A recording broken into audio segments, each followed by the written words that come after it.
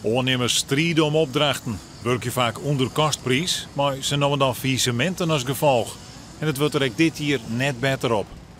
De sterke bedrijven staan nog om het samen te zeggen, die nog wat vet op de botten gaan. Nou, dat laatste stukje vet zal er dan ook al schrapen worden. En we hopen uiteraard dat er net meer bedrijven omvallen, maar dat zou in theorie nog wel kennen natuurlijk. Toch is er ook positief nieuws, want de eind van de crisis is in zicht. Maar dat hield dus net voor de bouw. We zitten nu echt op het dieptepunt van de crisis. Nou, dan zie ik het herstel, de exporterende bedrijven beginnen alweer te exporteren en noem maar op.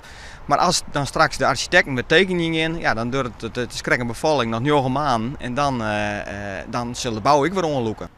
Bij Borren Stalenhof Architecten in Ljout vernemen ze ook dat de merk weer wat onloekt, maar nog net in Friesland. Daarom iepen ze in kwaad een vestiging in Amsterdam. De reden is dat wij denken dat de markt daar nu aantrekt en dat we daar nu vooraan willen staan, of dat we in ieder geval daarbij willen zijn. En hoe is het in Friesland dan? Nou, wij merken dat veel dingen die in de Randstad voorbij komen hier gewoon een jaar later alsnog. Het wordt na de gedachte nog even voordat er Friese projecten op de tekentafels van de architecten liggen. Toch gaat Krimpt Never Stalenhof net alleen nog naaidealen.